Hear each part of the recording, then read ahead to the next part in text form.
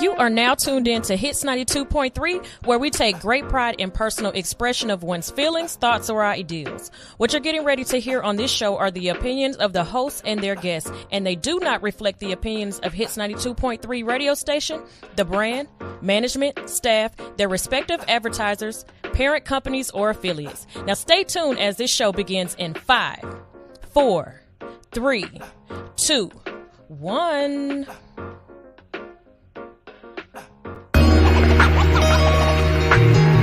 Yo. Kick it straight, kick it straight, flavor. Kick it straight, flavor. Flavor. 80 baby day. Kick it straight. Yeah. Somewhere around September 84, I went to a party with Pops and left with my mama. Back 3 trimesters later, welcome one hell of a summer. Big boy, I tell some shit. While I ain't gon' sit down, I got my ass whooped. That took till that feeling wore down, and that was fast. So that I asked myself if I wanna repeat that shit and get beat or try something equally thrilling. Not so Knievel, but close enough even he do a grimace after I witnessing all the pressure I breezed through. 80s baby, the need for this enigma. Yo, hey, got a different flavor you can savor indeed, post to appease ya. Yo, hey, take time, filter that stuff out your way that ain't gon' feed ya. And never get close to them suckers, they deep wanna deceive ya. In the 80s baby's hot, in the 80s baby's hot, in the 80s baby's pot full of chicken pot pie, baby 80s baby's pot full of collard greens. We got that 80s baby's flavor, we got that 80s baby's flavor, yeah. 80s baby's pot full of chicken pot pie, baby 80s baby's pot with the collard greens. We got that 80s baby's flavor, we got that flavor you can savor, yeah. Speaking from the old school, we are not of the same. Play a dialogue, interpreting the height as a flame. They think it's all about fucking bitches and rocking a chain, but they mind frame is not in my binocular range. They can be lame with a L, but I'm with cash with a K. And a couple dimes fiending for us to blast them away.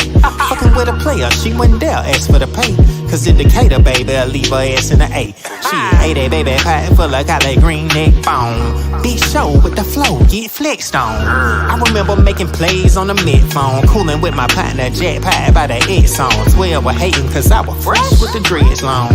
Not a smidget of a sucker in my flesh bone. Flying higher than an Android tech drone. 55 Chevy sitting pretty like a red bone. In the 80s baby's pot full of chicken pot pie, baby 80s baby's pot full of collard greens. We got the 80s baby's flavor, we got that 80s baby's flavor, yeah. 80s baby's pot full of chicken pot pie, baby 80s baby's pot with the collard greens. We got that 80s baby's flavor, we got that flavor you can savor, yeah. 80s baby's the greatest human experiment gone right, but as for us, that's just tough, cause the generation after us is after us and after each other. Can't kill each other fast enough, but this ain't the end all. You ain't gotta pretend, dog. Remember your independence, we begin and we end all. You ain't gotta follow them suckers out on the limb fall, fracturing your extremities, hindering your ascent, dog. Just feed your family, man. It be more important when you about 50 or 60 and looking back at your portrait of life. You like it's more to this, I compare this too much to hell. Hustling, but I feel like I'm a hare in a tortoise shell. Had a nightmare, I felt like I was a werewolf in tortoise shell. Clean off my back and I ain't looked back since. 80s baby, you get the flavor and passion. Been governing my tax with this southern in my accent, pimp.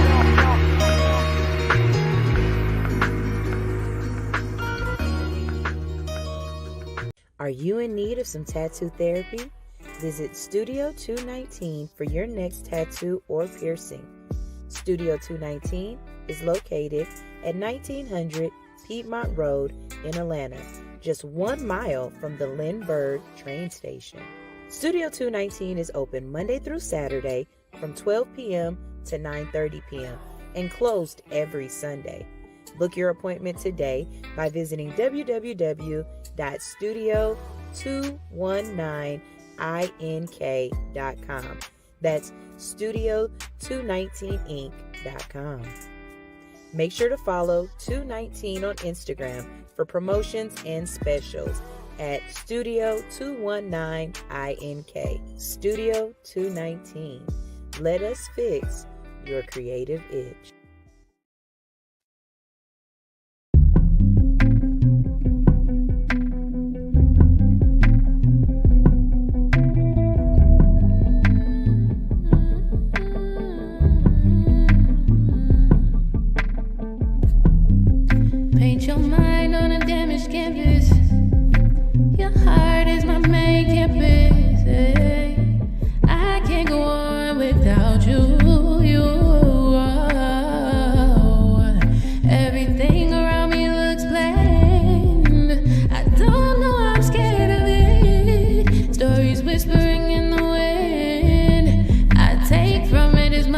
can stomach. Remind yourself you're working for something. You wouldn't be doing this all for nothing. No, free your mind. Get high, get high, get high, get high, high, and vibrate. Vibrate higher. Free your mind. Get high, get high, get high, get high, high, and vibrate. Vibrate higher. La la la la la, la la la la, la la la la, la la la la, la la la. I don't wanna hear about who died inside the club. I just wanna know why it's so hard to show some love. Wonder if they know Fat Tone died of thug. Wonder if they know Jimi Hendrix died of drugs. Life ain't what it seems to be on TV all the time. Every song's a poem, doesn't always have to rhyme. Draw a bigger picture for coloring in the lines. It's important to paint your portrait before you die. Free your mind. Get high, get high, get high, get high, high, and vibrate. Vibrate higher. Free your mind. Get high, get high, get high, get high, high, and vibrate. Vibrate higher. La la la la la, la la la la, la la la la, la la la la, la la la la, la. Free your mind. Get high, get high, get high, get high, high, and vibrate. Vibrate higher.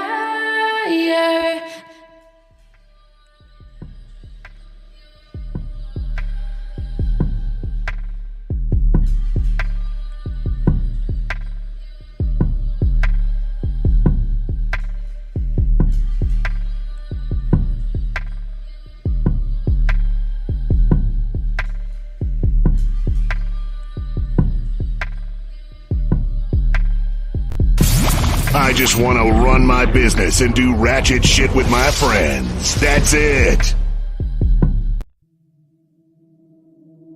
I just want to run my business and do ratchet shit with my friends. And that's it. That's it. That's it. You are now tuned in to All Hustle and No Fear with your girl, the Hood Unicorn. Come on, let's go. Back against the wall, last name against the rope. Middle finger stretched, if you thinking it's a joke, tell my friend I'm about to blow, about to blow, about to blow, about to blow, about to blow, about to blow.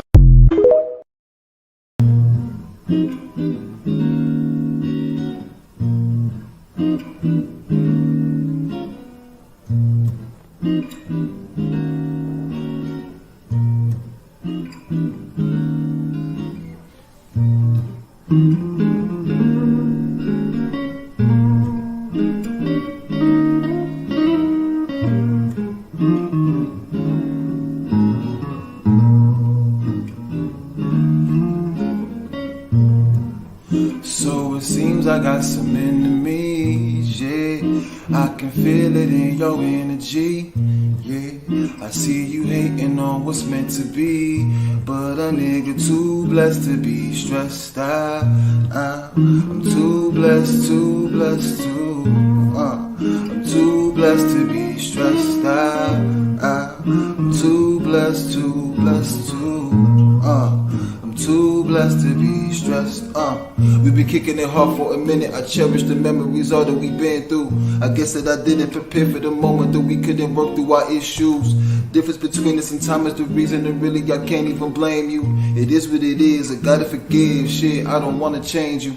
I gotta respect, we had a connection, that shit was the truth. The natural selection, I call it divine intervention. No lessons when I was a youth, had different direction. We had to define our blessings for trying to get in the game. I still came through in the clutch, fourth quarter with range. I'm calling static on the line, lose my senses, destined for greatness while stuck in place with my mental dedication. But still at times I will forget myself, caught up in some shit, hesitation I probably felt because of empty validation from somebody else. I never wanted to be amongst some. Watch your step, take me back to real times when we was fine. We could talk without the drama. Now we fuss and fight, living life, bonding over trauma. I release you, girl. Said I release you, girl.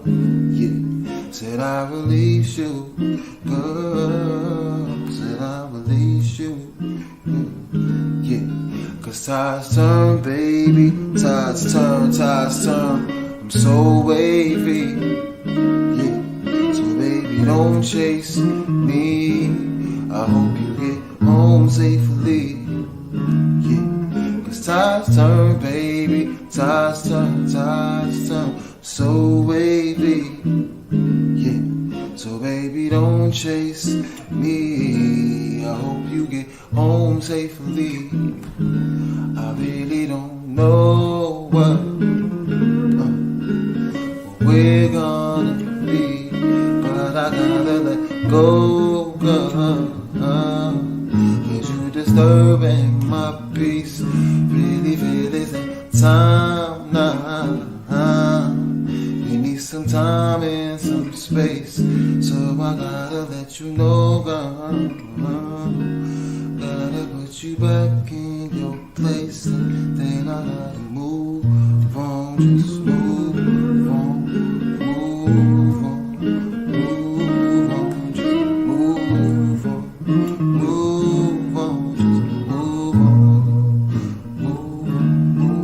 Cause tides turn, baby.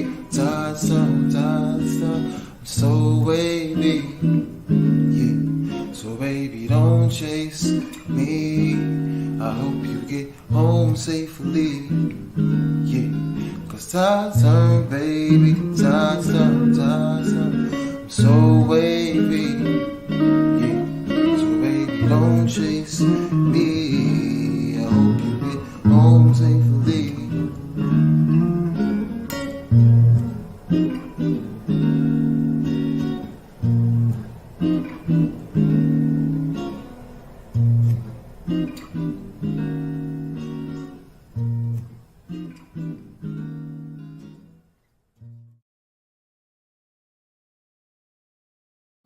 Good morning. How y'all doing out there? It's your girl Sunshine Reigns, aka Griselda Blanca, aka Uni the Motivator, aka the Party Starter. But you tune in each and every morning because I am your hood unicorn.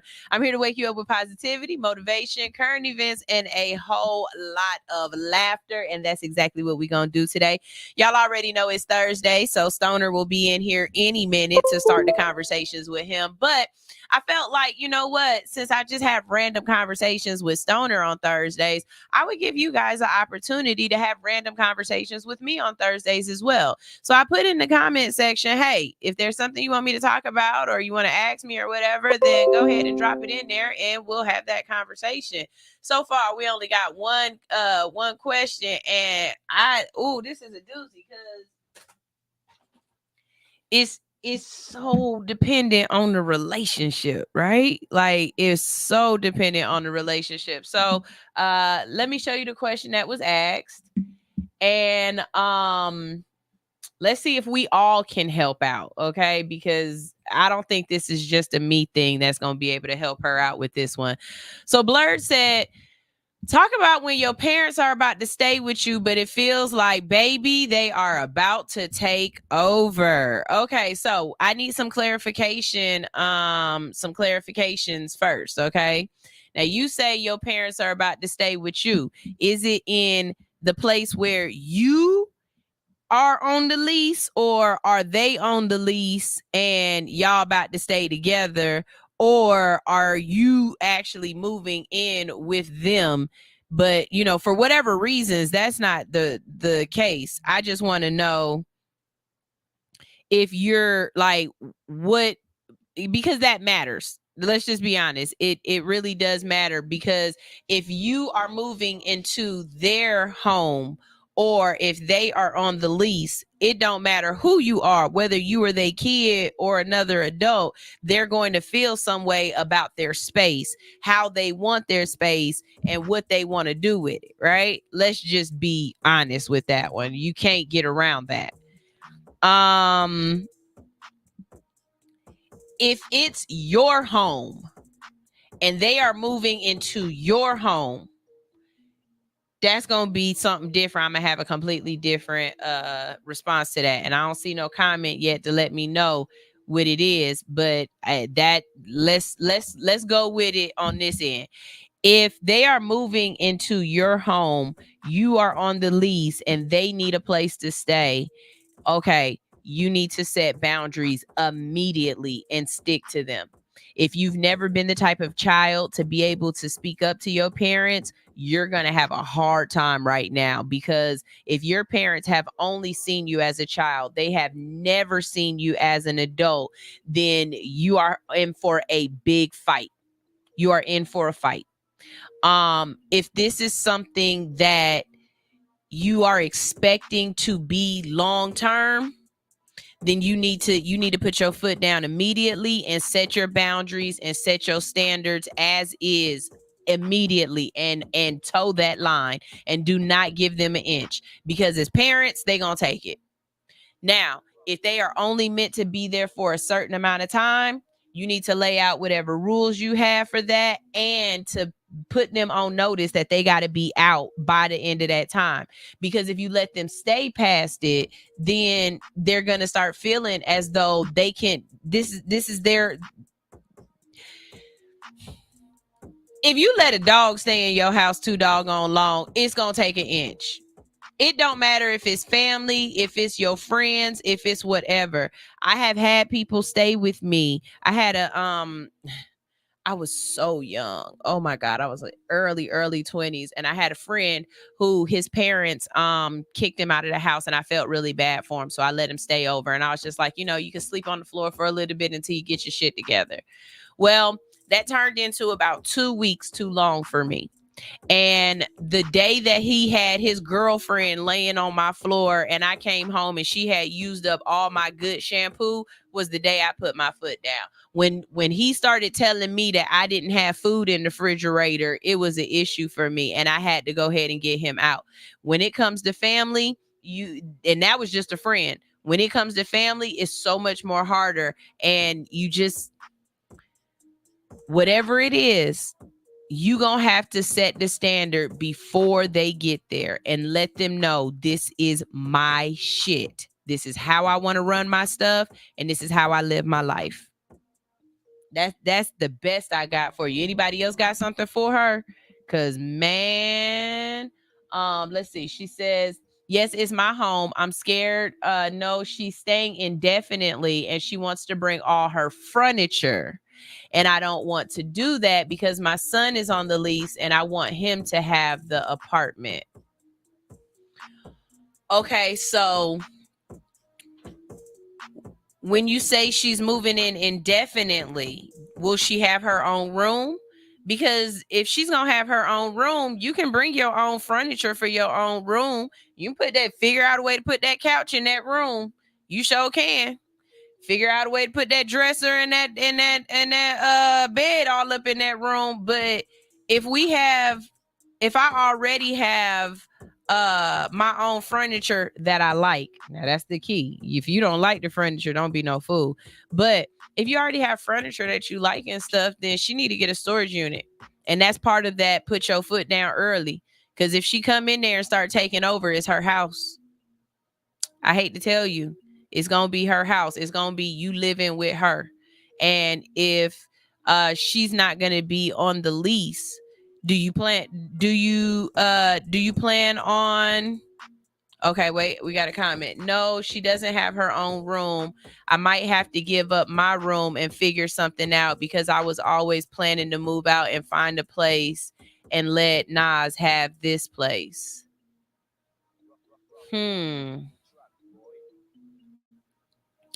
Okay. So she's moving into your spot and she knows that she doesn't have a place to call her own, to have her own privacy without getting in y'all business too much. Why she can't find something else, find somewhere else? I'm gonna say, let me preface this real quick.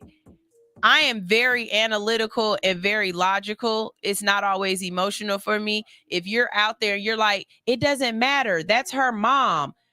That's not the way my brain works. Like, I need to know why for me to be able to be like, yeah, that makes sense. Because whether it's your mom or not, your mom is a human being that has to be able to take care of themselves, to be able to provide for themselves. I don't plan on my father moving in with me or me deciding to have to take care of my dad. But if my dad was sick, if my dad was to the point where he couldn't take care of himself, if my mother was to the point where she couldn't take care of herself, that's different. If they were of an age where they were no longer able to care for themselves and they needed someone to care for them, that's different. If your mother is an able, capable bodied person and she just is either lazy or doesn't, have the educational status to create the income that she needed or whatever else, I don't feel the same kind of, yeah, they got to move into my house. No, you go figure it out. Like, you do not need to be a homosexual on my couch. I've got kids. I've got people I've got to take care of, especially if she don't plan on coming in and providing resources for the household as well. A lot of that is going into it. Let's see. Y'all lighten up the comment section. Let's see. I'm gonna read Blurred's first, and then I'll go to admin and Nitra. Blurred says, my mom had kidney failure and heart failure. Okay, nope. Then I take back everything I said. Your mama needs you. That's different. Your mama is sick. I take back everything I said. Okay. My mom had kidney failure and heart failure and is getting harder to do everything by herself. Plus, her money is getting real tight. So it'd just be more cost effective for her. I'm trying my best to be there between both and fix my own family. So it's a lot going on with the whole situation with my mom. She has money and resources. It's just, honestly, I don't want her to live with me because she's very nitpicky. Yeah. And another issue is when people get sick, you don't know how they're going to feel about having to rely and depend on other people. Some people feel very appreciative that you're there for them, and then some people are very hard to deal with. I don't know, babe. You are dealing with something that I haven't had to deal with in my own life, and so I don't have a baseline to give you. What I would say to you is, you are not alone. There are other people out there like you. And I am quite sure that there is a Facebook group somewhere where you can find of children that are taking care of their sick parents. Look it up, try to find one, and find you somebody in that group, or, listen to the other people in the group so that you can have some sort of support system, because you're going to need it. Because not only is it the fact of taking care of your ailing parent, but when or if sooner than later something happens, the demise of that parent, you're also going to have to be able to deal with that. And it's going to be heavy on you. And knowing what I do know of you trying to pick up the pieces of your own life, you definitely need some sort of not helpmate, but you need someone that you can lean on. You're going to need some sort of you need a community. That would be it's not about your mom. It's going to be about you in this situation. You need some people around you that are going to be able to understand what you are going through and be able to help you through it. because you're going to be dealing with a lot. And when you say you want to leave this place to your child, one, my question is, how old is that kid right now? Two, are they in a position to be able to hold that apartment down when you move?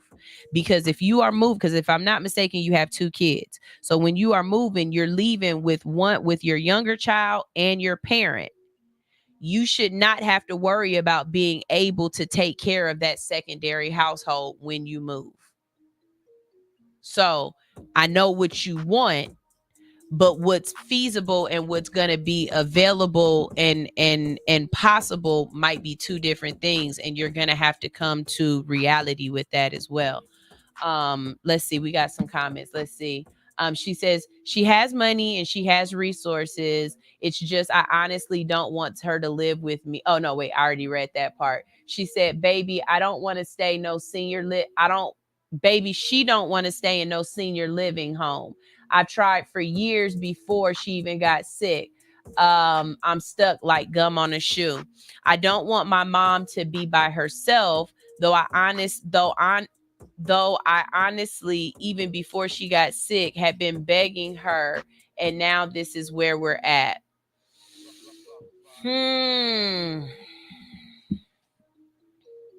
So if not you, then who?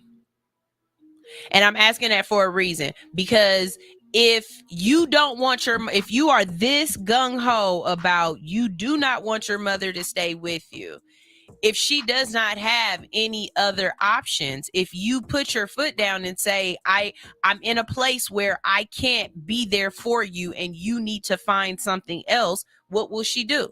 Does she have the resources to be able to go to an assisted living home? And if she does, then again, this is that part of me that people be like, I don't know, sunshine. You can't force, I'll keep this door locked. I'm not going to be here when you try to move your shit in. Like, I'm not about to make this where you can just come over here and take over my place and take over my sanity. I'm not going to do that. You have other options. You just don't want to choose those other options. Unfortunately, this isn't an option. You have to take that option off the board. If you are that adamant about it, if it's that serious, and I can understand that. I can understand it. You're going through a lot right now.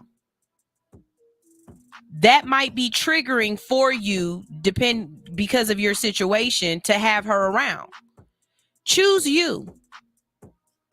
I know it's hard. Especially because that's your mom and everybody around you is probably telling you that, no, you're supposed to be here for your mom. But if choosing your mom sacrifices your own sanity, you're not doing a service to your children. And that's who you're supposed to be here for. Like, honestly, as a parent, it's your mom's job to make sure she sacrifices for you and that you have the life that you need. If her being with you is causing strife in your life, then her as a parent, if she has other options, that's what she's supposed to do. She ain't supposed to make your life harder so her life can be easier. You're not going to convince me of that. As a parent, I just don't believe that. I'm never going to put my kids in a position where their life is harder or worse just so my life can be easier. No, I'm not going to do that. So if she decides that that's what she wants to do, that's just her being selfish, and you should be selfish for yourself and your children because you're trying to set them up for success. I don't know. Maybe I'm wrong. Y'all let me know if y'all feel as though I might be a little off on that, but I don't see that. With what you're saying, I would really tell you that you have to find the courage and the strength to assert yourself and to put your foot down on whatever decision you make. And you're going to have to live with it. And then understand that from what it sounds like, if she gets there, she's going to be there till her demise. She's not going to leave. Your mom's not leaving your house to go to a nursing home. She's not. So if you want your mother in an assistant, not nursing home, if you want your mother in an assistant living facility, that's where she got to go now. she can't come to your house first because you're never going to get her out. If you're an only child, then you've got an uphill battle with yourself. If you've got siblings, then you need to call your siblings and be like, this is not feasible, and she need to go with one of y'all. And if they are able to say no, you should be able to say no. See, that's the thing about siblings. When one sibling be like, oh no, I can't do it, I can't take care of it, I can't, okay, well, I'm gonna take my chess piece off the board too. If you so adamant about taking your chess piece off the board and forcing me to do it, I'm going to take my chess piece off the board too. So now what? Where's she going now? It's effed up. But we not living in the same world that our parents and our grandparents were living in, where it's easy to take care of another mouth or just to take care of a Meemaw. We don't live like that no more. We don't have houses where we just got this extra spare bedroom. No, Meemaw is literally in the living room where we're trying to have regular living space, and we gotta tiptoe around her, be quiet, or all her medical supplies is in the middle of my floor. I can't have company over. No, you shouldn't have to lose out on your life because they didn't either prepare or don't like where they have to go because they did not prepare. No, I don't see that as a problem that you have to. No, I'm sorry. And I can understand if you feel bad because society tells us that we have to take care of our elders. But society also tells us as our age now that you need to prepare for your next stage in life. I don't know. Let's see. Admin Anitra said, maybe find her a senior living building where she can have one room, a living room, and a kitchen. And you absolutely right. But she wouldn't get no key to my house. She wouldn't be able to put none of her stuff. You need to put all your stuff in storage. If you come here, I need to know the date you leaving. Because you're not staying, because I have kids. And when it comes down to it, it's not about you. It's about your children. It's about them being able to live comfortably. I don't know. Maybe I'm wrong. She said, not gonna lie, you just answered a lot of questions about a lot of things that I need to do. I'm glad.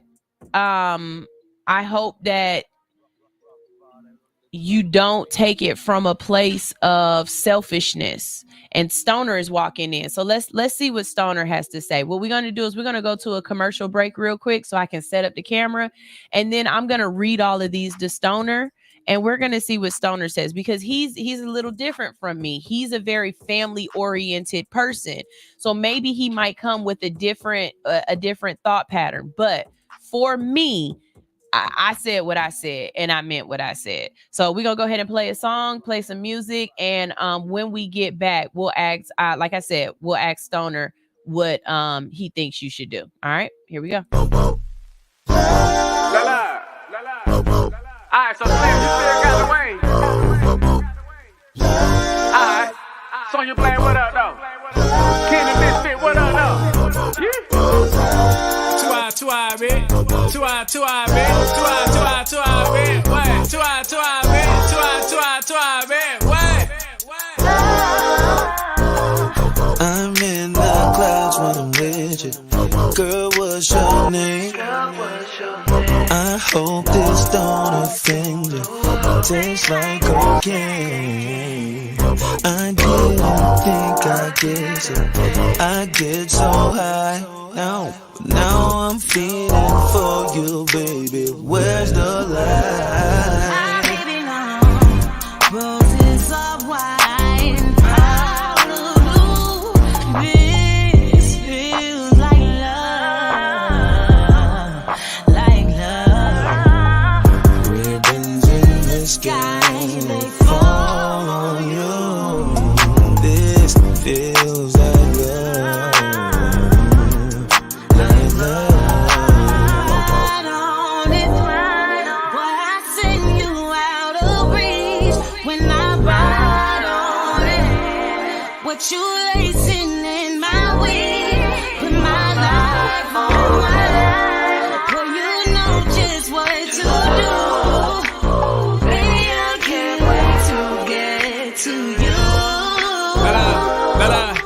survive in the function. Is that trouble or something?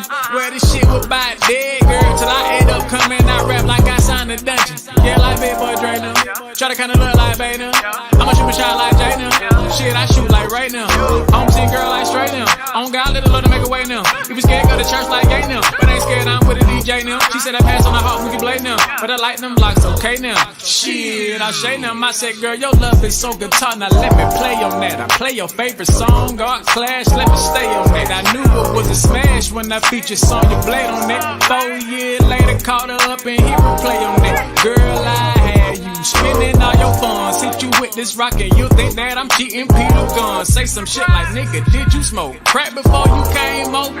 You remind me of my G, but I just Range Rovers. Dog that pussy. I don't really care, I just want you to come around my way. I know I got a lot of mouth that'll make you scream, God. Find your pay, ain't he good? Yeah, think I like it better around my face. Get your top 8, I think I like it better around my space. Tano, anyway, white lines, black glove, opposites attracting here. I just brought the pack in here, and I brought this hard drive computer, don't get hacked in here. 2i tribe on God, blade, we snapped in here. Willie and baby.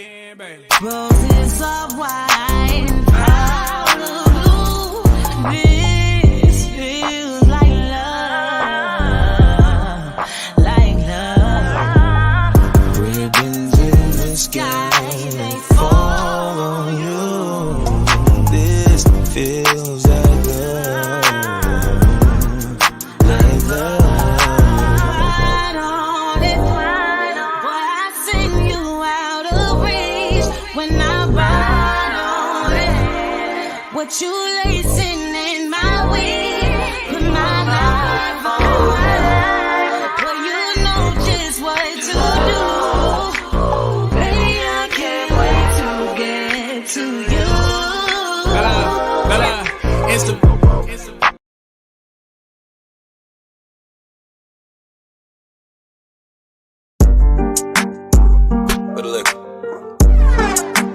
Hey, yo, Ray, turn that up. Yes, sir. Flip it.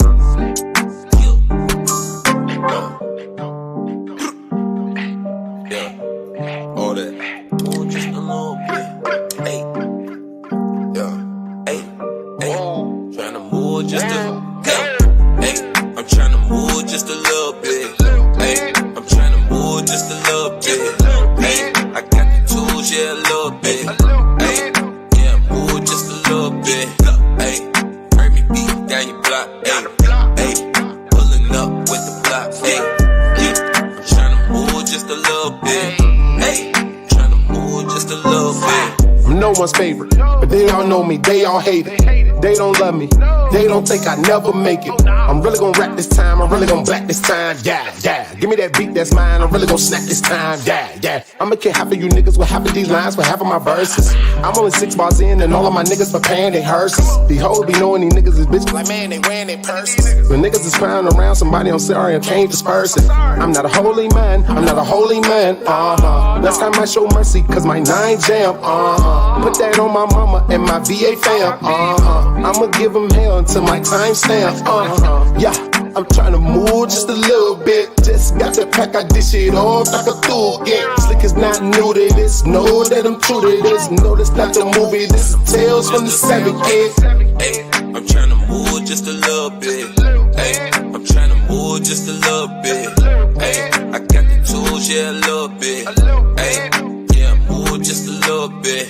Hey, heard me beat down your block. Hey, hey, pulling up with the block. Hey, I'm tryna move just a little bit. Hey, tryna move just a little bit. Every time I hit the studio, I make it hit, bruh. I really can't miss, bruh. I'm curry with the shits, bruh. Most you niggas watching me, I'm heavy as it gets, bruh. They gon' see my point if niggas cut me out the picture. Boy, I'm cemented. Nigga, I'm a fixture, and I'm demented. Yeah, you know the scripture. I'm repented. God made this a venture. I just pray my haters drop dead. That would be simpler. Said to say my mind gone, stuck in different time zones. I committing crimes, I might cut off both my iPhones. I told my hoes to get on the shit that I'm on. You can take the edge off, but always keep your grind on. Yeah, I'm trying to move just a little bit. Just got the pack, I dish it off like a do again. Slick is not new to this, know that I'm true to this. No, this not the movie, this is Tales from the 7 Kid. Hey, I'm trying to move just a little bit. Hey, I'm trying to move just a little bit. Hey, I got the tools, yeah, a little bit. Hey, yeah, move just a little bit. Hey, bring me beat down your block. Hey, hey, pulling up with the block. Hey, I'm trying to move just a little bit. Hey, trying to move just a little I'ma bit. make moves until I'm all out of touch, yeah. See me with the crew, we gon' bubble till it bust, yeah. I don't plan to lose, nothing on my niggas clutch, yeah. I don't plan to lose, nothing on my niggas clutch, yeah. I'ma make these moves until I'm all out of touch, yeah. See me with the crew, we gon' bubble till it bust, yeah. I don't plan to lose, nothing on my niggas clutch, yeah. I don't plan to lose, nothing on my niggas clutch, yeah. You know what I mean?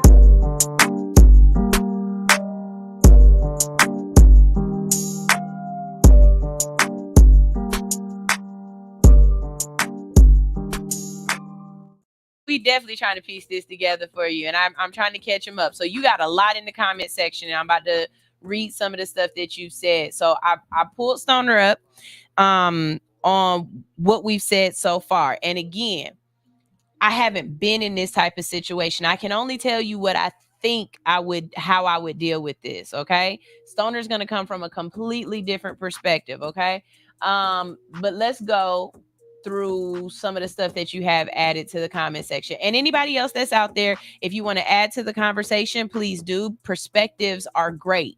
One of the things I did tell her, Stnr, was she's gonna need a support group, and so she should go on Facebook and find support groups of people who are having to take care of their sick or their elderly parents. Yes, because I don't have sick or elderly parents. I can't tell you how that life is different. There's a bunch of but groups of that. but that life is definitely different.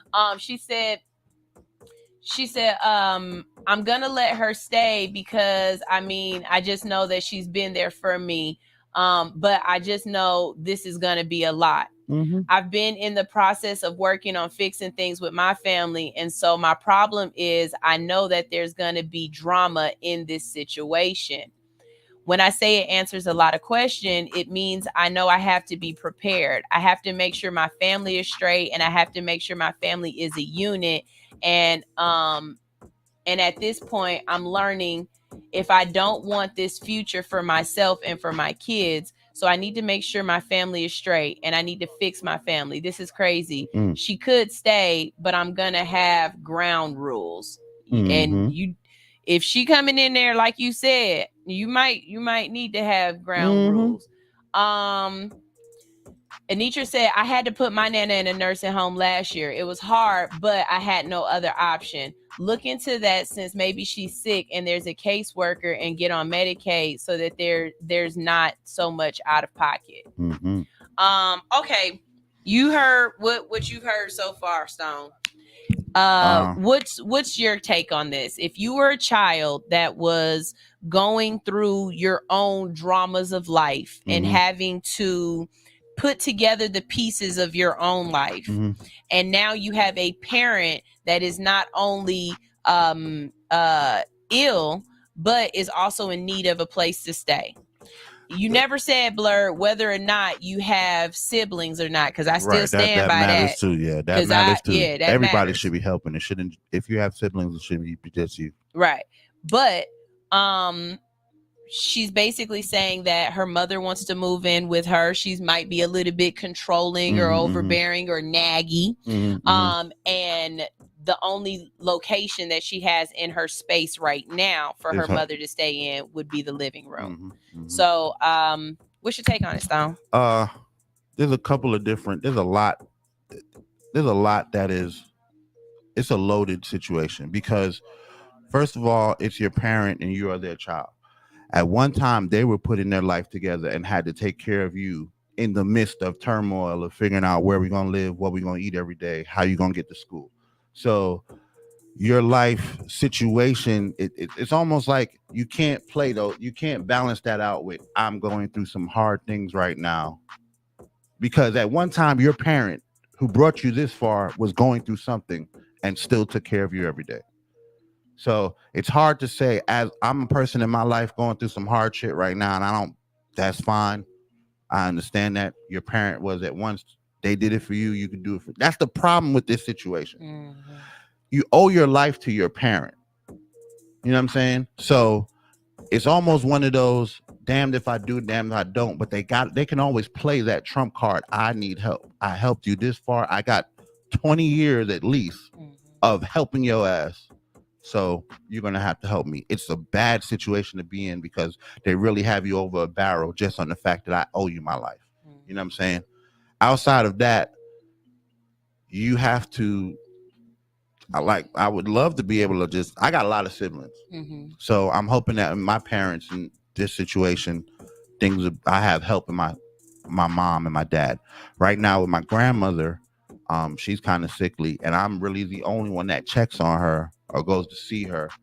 She's only got 2 kids, but she's got a bunch of grandkids and they all live outside of the state. So me and her relationship, I'm the only one that go checks on her weekly. And if I miss a week, like I missed last week, that shit tears me up because my only thought is, damn, what happened to something happens to my grandmother and I wasn't there. You know what I'm saying? As a child in this situation, that would be my same thought. What if my mom, who's going through these situations where she's sickly?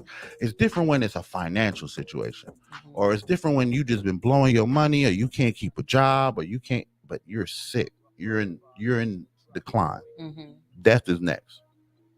You know what I'm saying? I couldn't put her in a home somewhere and then she passed, and then I know that I had a chance. You know what I'm saying? It would be a lot for me. I'm real, I'm still shit. My sister died 20 years ago. I still cry about it. And I'm one of those people. You know what I'm saying? My brother died a few years ago. It's still impactful to me. My great grandmother, who was healthy as a fit, like she was healthy as hell. We found out later that she had cancer that she didn't tell anyone about.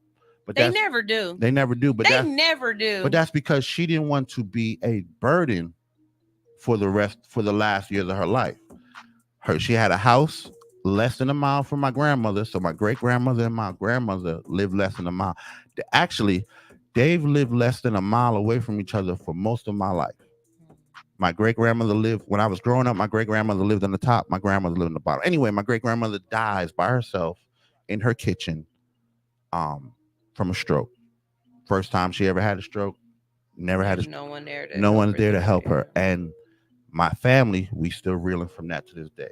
So I wouldn't miss the opportunity to at least be there for a person that I love in the last years of their life. But okay, hold on. I'm sorry. Wait a minute. You just threw me a wrench in this. You changing the situation now because I think this changes it. What? This changes it. This is my adoptive mother. Oh. I don't know my biological mother. I've talked to her one time on the phone and I went to see her, but I didn't get a chance to know her. So I really love her and I really didn't grow up with my adoptive mother most of the time, but that's still my mom and she's still there for me as an adult. Yeah, that's a different caveat. That's not you threw a wrench in that situation because for you to even offer that she was your adoptive mother, you're tainting our thought pattern as to what a mother is and what a mother's not. The fact that you put the word adoptive in there, now you just threw a caveat that takes me out of the thought pattern of this is my traditional everyday loving me, fell down boo-boo on my knee mama. Mm-hmm. This might just be the lady who helped me go to school every day. Yeah. You know what I'm saying? I don't know. That just kind of threw me for a spin. But the fact that you're calling her your adoptive mother means that your relationship is not strong as mother and daughter. Mm-hmm. You know what I'm saying? You might really be taking on a headache or a problem that you can't handle. You know what I'm saying? Or you may not be able to. But if you do take it on, you just have to be mindful that even though it's a mother-daughter situation, the tables are turned. Now this is my house. This is my family that I have to take care of and figure out how to take care of every day through my tumultuous times. And you got to live by, the rules. So in your mind, the fact that you're a parent and you're having to sacrifice and taking care of your kids doesn't change the dynamic.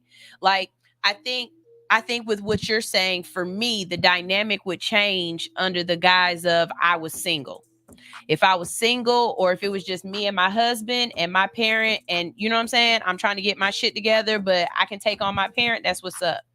But if I'm trying to get my shit together and I just had whatever tumultuous, thing happen to me, and I've got kids, I get everything that my parent, sacrificed for me, but they should understand that that's exactly what I'm having to do for your grandkids. And if I'm taking care of you, then I'm neglecting them in some kind of way. Or you being here puts a strain on their growth or their, you know what I'm saying? It retards their. It definitely would. But for me, I mean, you're right. You're definitely it's gonna impact the family structure and impact how y'all live. But it's definitely like you just had another child. That child don't have no choice but to be here. Can't do much for themselves. Everything's gonna change. Everybody's gonna be under strain. But we're a family unit. I have to take care of that. You know what I'm saying? The kids now, they're the ones who are going to suffer because whether it was a child or a new boyfriend or your mom being sick, this is another person coming into their life that they have no choice over what they're going to, what the outcome's going to be or how it's going to impact them. For me, it'd be more like, hey, this is another kid that I got to take care of, and I'm going to treat you as such. You're going to come into my house. You're going to follow my rules. If you're not going to, this is what you need to listen to, Blurred. You're not going to, if you're upsetting the situation for my children already, just like you was a third child coming into you're the youngest. You got to fall in line. You can't be up all night watching TV just because, and the other kids got to go to sleep. Nigga, it's shut down time at a certain time. You know what I'm saying? That would be how I would approach it. So you definitely would have everybody get up in the morning at 7 o'clock. You'd have a standard. Yeah, everybody, and then you living in the living room. Like I had my uncle live in the living room with us for 4 years. Maybe longer than that, but I remember 4 years as well. When we all got up in the morning to go for school, his ass had to get up because we was all up moving around the house, brushing teeth. You're not about to tell us to be quiet because you want to sleep. No, you got to get the fuck up. You might as well get up and put some clothes on. And do something around the house. Take the trash out. Check the mailbox. Make sure all the kids get to we get out. Are y'all good? Walk us to the corner. Something like that. You know what I'm saying? But you're not going to be sleep while everybody else is moving around and trying to be quiet because you need to sleep. No, you're going to have to get on our schedule and move around. When we ate, because it was 4 kids, when we ate, he ate. If we didn't eat, you know what I'm saying? He could make himself something of his own, but he know that one of these 4 fucking kids is going to walk up here and say, hey, you're making a bologna sandwich? I want a bologna sandwich too. So you might as well already get your mind right to either make bologna sandwiches for everybody or eat when everybody else eats. You know what I'm saying? These are just the bare, and then the fact that she's sickly, there's going to be other things. There's going to be, right. So how do you feel about the kids having to take care of her, having to do things with them? Like, because that's going to be a part of their life. They got to do it because if I get sick, they're going to have to take care of me. Right. You know what I'm saying? The family structure, in a lot of ways, because we've all been exposed to so many different things and we have so many opportunities and we have so many ways that we believe we can be successful in life. You know what I'm saying? There has not been any kind of has not been no updates or no new shit for family life. So while we have new shit for everything else, for all social media and stuff like that, that's why you see on social media so many people try to impart their family life and try to make groups of their family life because it don't change. It's going to be hard. To raise a family and be a successful family, it's going to be hard because the chain is only as strong as the weakest link. And in every family, there are multiple weak links. We're not created perfect. We're not cars. We're not motorcycles. You can put all the same parts in two individuals and you'll have one twin acting one way and one twin acting another way. You know what I'm saying? Job said, my 92-year-old dad is still as ornery as ever. Right. He ain't going to change. He not going to change. And that's the thing about mother, adopted mother, or whatever. You knew this bitch was this bitch, and she's gonna be that bitch. You just gotta be the bitch you gonna be. You I gotta. ain't gonna front. Me and my brother. The joke is like, my mom is difficult now, and I've said, I'm like, Ma, I ain't gonna send you to no nursing home for real, but I will put you in a room down the long hallway. Oh yeah. On the other side of the house. On the other side of the house. Don't let me have a basement, nigga. Like, don't play with me. You know what I'm saying? You can't get up them stairs. I will say this. If my mom was at a medical position that I couldn't take care of her, because I've watched what happened, like I've watched it, I know that I would have to convince her that you need to be around people who can take care of you. Yeah. I am not. She's gonna want to not be a burden on the family. Same like my mom. I know my mom would choose other options if she could, because old age is one thing, but she's actual sick. sickliness, if you need to be around somebody, because I'm gonna tell you right now, physically, I ain't got it to be able to pick you up, flip you over, change your diaper, take you to the bathroom. That is a physical toll on your body, and y'all don't know me, but I already have physical body issues. I know you, girl. And love would make you flip your mama. I promise you. Down a flight of stairs. No. I promise you. Now, if you couldn't do it by yourself, you'd employ other people. But I just don't, knowing you and knowing your heart, I don't see any way that you wouldn't go hard to try to at least attempt to take care of your mom. Yeah, first. I mean, or get my brother to do it. Yeah, like my dad. I don't see my dad being very sickly and stuff. We both got diabetes and stuff like that. But my dad got me one time already. There's been one time where I took care of my dad, hand and foot, bathroom shit, washing his ass, everything for a good week. So he got me already. He already got that out of me. Ask one of your other 16 kids. When you get somebody else got to put. In your position, though, that would be different, because your dad has a cornucopia of children to choose from. Now, my mom, I know she would.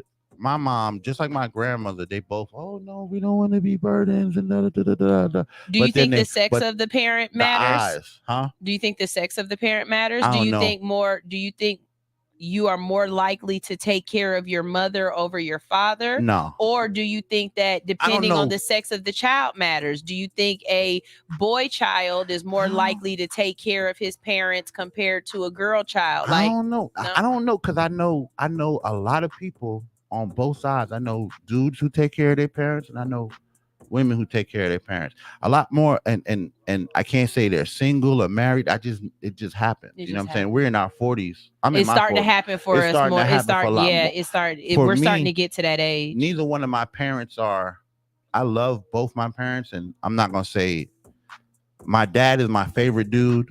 My mom is my favorite chick. You know what I'm saying?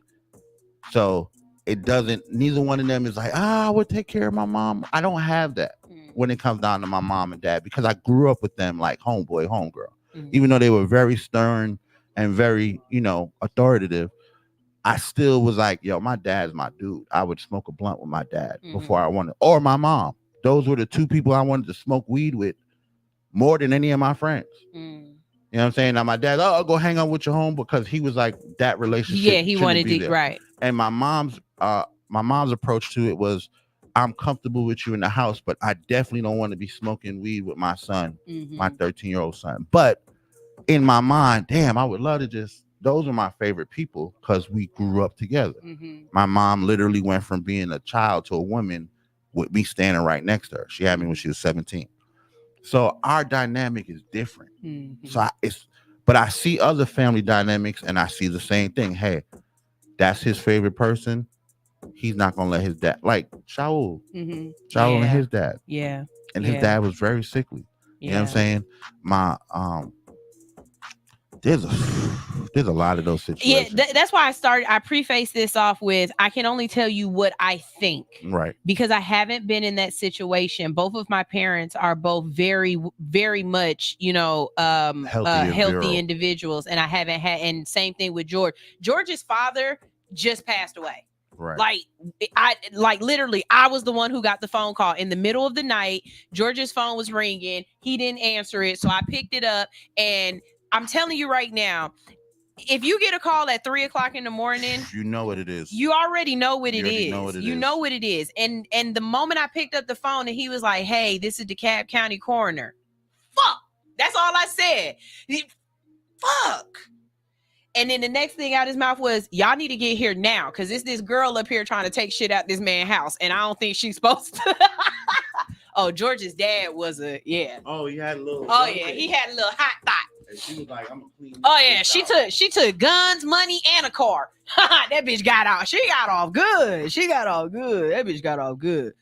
Yeah, but wow. But yeah, baby, you have to figure out for you what you want to do, and you've got a lot of caveats here. Right. Okay. You've got caveats from your past. You got caveats because this isn't necessarily a birth parent. Right. You've got caveats because you've got children and stuff like that, and you're trying to set it like you got to make a decision, and whatever your decision is, you're gonna have to stand on that 10 toes down. Don't let nobody else make you feel bad about it. Don't let nobody else make you question it. Whatever it is, you have to go into this situation knowing that this is a choice that you made. That is being an adult. Being an adult is making a choice and sticking to it. Being a child is letting life happen to you and you just going along with whatever happens. Right. If your mama just moves in with you and shit just go the way however she want to, you might as well let her take over, because you are a child in that situation. But as an adult,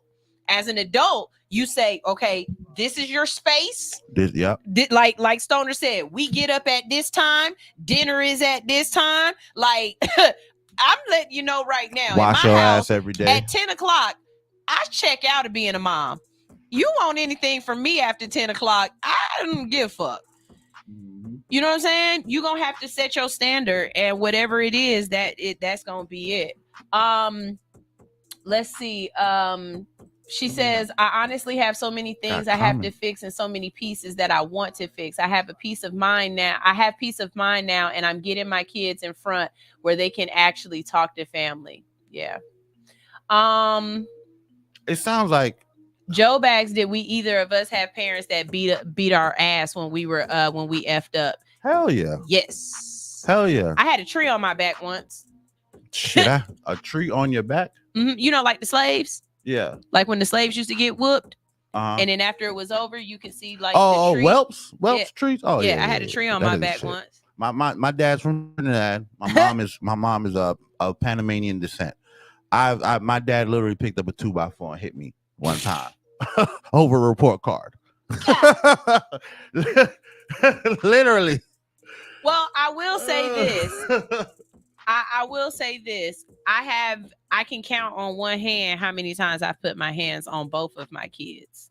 And it could be because of my upbringing. Now, I will say this. I have no problem. Like, you know, I grab you up. But to actually like. Yeah. I'm not. My oldest daughter, my oldest daughter, she was my first child. And, you know what I'm saying, she was a daddy's girl. And I asked God for a daughter. I wanted a daughter first. I had a great relationship with my sister, great relationship with my mom. So I can definitely count on my hand how many times I spanked my daughter. And I'm not gonna say she wasn't no kind of rambunctious. She was the only child. Yeah. There was nobody. I have no memories of my dad ever putting his hands on me. I don't think my dad never spanked me. I've never been hit by a man before. And I think that I appreciate that, and I want that for my daughter as well. Like George doesn't hit Zoe, and we're very adamant. I don't want her to think it's okay. Like I've never felt like I don't like it when a man raises his voice at me a little bit too loud. I turn into Sneakers the mouse. But that's the result of that upbringing. Right. The result of your upbringing is I don't want anyone to put their hands on my daughter. Right. The result of my upbringing. My sister being the youngest, again, my mom beat her ass, but my dad beat her very sparingly. You know what I'm saying? So with my child, I was very sparingly, but I made sure my daughter understood that there are consequences. And one day, if you think I won't, I will throw you through a wall. I made it very clear. And the reason why, and one of the things also that I wanted my daughter to understand, because when she got older, I started punching her. I want you to know what it feels like to be hit and hurt. And know that you can live through it to beat that nigga ass. If you're scared of that man putting his hands on you, when he comes at you with his hands, you're going to go into a fearful posture. It's fight or flight. But if you took a punch before, you know I'm going to live through a punch. Fuck this nigga up. And when I get a chance, get to the phone. And when my dad shows up and beats his fucking ass, you're going to be watching just punches and kicks.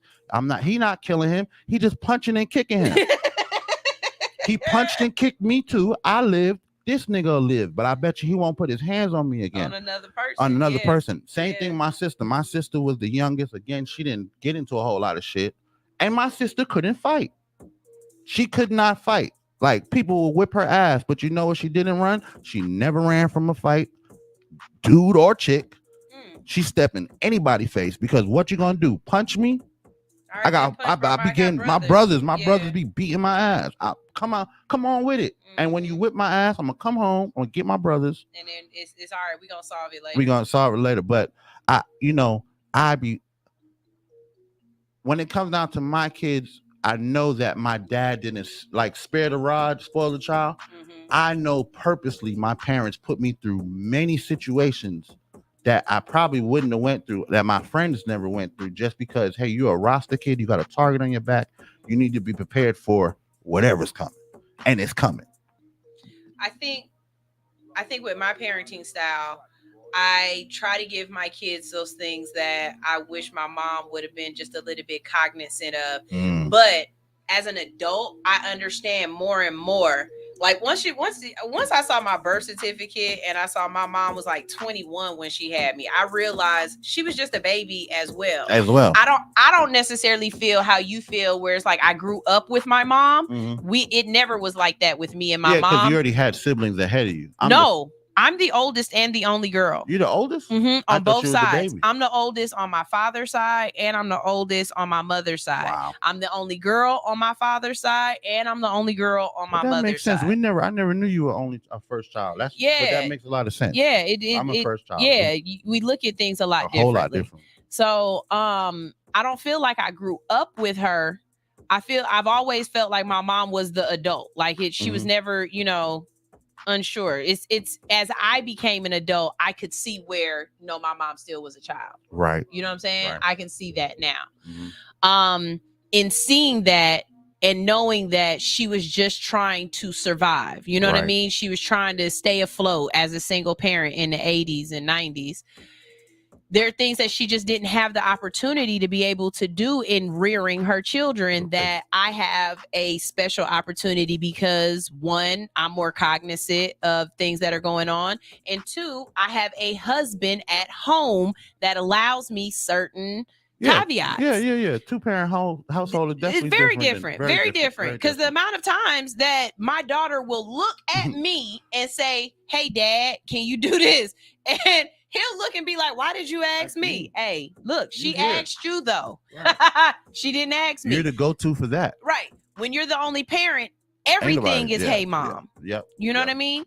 Yeah. So I get it. I understand that I have that dynamic is why I got married each time. So that they could have that. Not to say that I didn't love my wives and I didn't think we had a future. Well, I always thought we had a future, but the dynamic of my children having a two-parent household, I was very aware that my life and how I grew up was affected by having a one-parent household. You know what I'm saying? So just like you said, simple as, "Hey, Dad, can you do this?" My mom stopped asking me shit. My mom literally said one day, "Hey, my name is not Mom anymore. If you say mother or mom, I'm not going to give you no response. And you can't call me by my name. So figure it out." You can't. I try to explain to my husband all the time. Like, I feel like I was raised by wolves, because for the most part, my mom was at work doing 13, 14-hour shifts. You know what I'm saying? So when you come home, you able to cook your own food. You put yourself to bed. You do your homework because you're supposed to. Like, you kind of rear yourself. It's kind of hard being around other people who had parents that were there with them all the time. Like, as a parent raising my children, I kind of give my kids the space to just do what they do. My husband, on the other hand, was raised with a parent that was very much involved in everything he does. So he's always like, well, why you ain't doing this with them or whatever? They good. If they need me, they gonna come get me. You know what I'm saying? Because that's how I was with my parent. Or you figure it out before you even have to ask the parent. My problem solving skills are amazing. Because I don't want to get my ass beat when she get home, and I gotta figure this out. You know what I mean? But with my kids, I'm more communicative. It's not just because I said so. It's not just, I'm doing this and I'm not explaining to you. I'm going to explain to you, and I'm even going to let you give me your understanding or why you think it's different. It's not a democracy. This is still very much so a dictatorship. You're going to do what I told you to do. But what you say might just a little bit change. Might influence right. It might influence it a little bit. Right. Yeah. You know what I'm saying? Because, okay, that makes sense. Bet. Right. But if you can't explain it to me in a way that makes sense and you're just going based off of emotion, or you just don't, then fuck it, I'm the parent. We're not even going down that road. Nope, I'm the parent. I got last say so. Right. Do as I say so usually comes in a lot more in a household, just single parent household, because you just don't have the time to go through the multiple different, especially if you have more than one child. One kid. I've got multiple different people that I have to be responsible for. You'll have your time to express yourself, but right now, we just got to survive. We just got to do what I need to be done. That was a lot of, not to say a lot of what went along with my parents, but I think that was a lot with a lot of us just in the 80s and 90s. It was survival mode. And I think that's parenting nowadays. I still know women, single mothers who, hey, shut the fuck up, do what I said to do just because I said to do it. We need to get this done right now. Whereas if they had, but that's the thing of having another parent. Mom told me that there's nobody to complain to, so there really is no tribunal. You really just need to do what the fuck I need to say. We can go through the emotional part of it or not, but it's still going to come back down to, or there's no one checking you on how you do that and or say how that you do and say that because thing. I can There's say no something to the point. kids, and by the time I make it back to the bedroom, nigga, hey man, you ain't have to do that shit. You ain't have to have, because for real, because I went through that with I went through that with both my wives, and my kids are like, sometimes I'm too hard. Or the one that you love is when you come in the back room and they be like, that's what I'm talking about, man. Fuck that nigga. I told that nigga when you got home it was gonna be on. He thought that when you came in the door it's gonna be different. I told that nigga. Okay, so now I'm gonna go whip his ass. Now that you done, hell yeah. Man, that'd be the best thing ever when you walk in that back room and you be like, they be like, good job. Good. I was back here clapping. Listen, I used to love my kids, my boys. They mom worked, different hours, whatever. And she'll come home and they be ready to, Mom, now something she's gonna be, oh no, you shouldn't have did that. Oh, that. And the other thing's like, nah, man, your daddy said. I'm like, yeah. Double down on your daddy said. Yeah. Get you whatever the fuck he said. Get you an extra couple strokes tonight, girl. Double down on that daddy said shit. Because that's what turned me on, goddamn. Job said, do you think that we're making our kids soft by trying to shield them from the horrors of the world, or like giving them a trophy or a medal for simply participating? Definitely. Okay, that's a two-part question. Definitely. We're in a world. We're in a world now where it is not just against the law, but common for a parent to be sent to jail for child abuse. You know what I'm saying? Whereas you had to show up at school with welts and bruises before to get your parent under a child abuse case. Now a child just has to go to school and complain to someone, and CPS or AC, whatever it is in your local area, is going to step in and try to assess the situation and figure out why you're abusing that child. So now now child abuse is on so many different levels, because you can go at this point. Child abuse could be that you're not identifying your child the way they want to be identified. Exactly. Or you're not allowing them opportunities that their friends in the same area.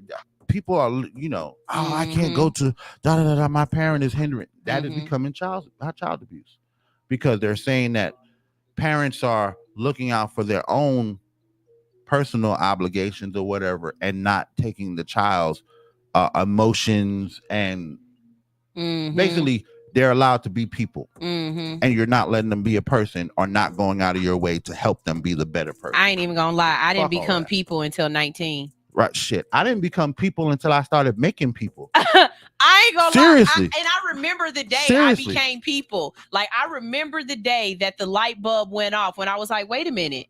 This is my life, and I have a choice and an input on my life. I literally was in college. It took a long time for me to be people. My grandmother said your birthday is coming because my daughter's birthday is 7 days before mine. Mm-hmm. Her birthday came. They did this big old thing because her first birthday. My birthday came. I didn't get shit. I didn't even get I got like, hey, a happy birthday. You usually get a card or a dinner or something because I'm the firstborn child and I'm a boy. So I'm the first grandson. So as soon as you became a father. My grandmother literally told me, you have children now. It ain't about you no more. Wow. And that's when that day I knew, oh, I'm people now. It don't even matter.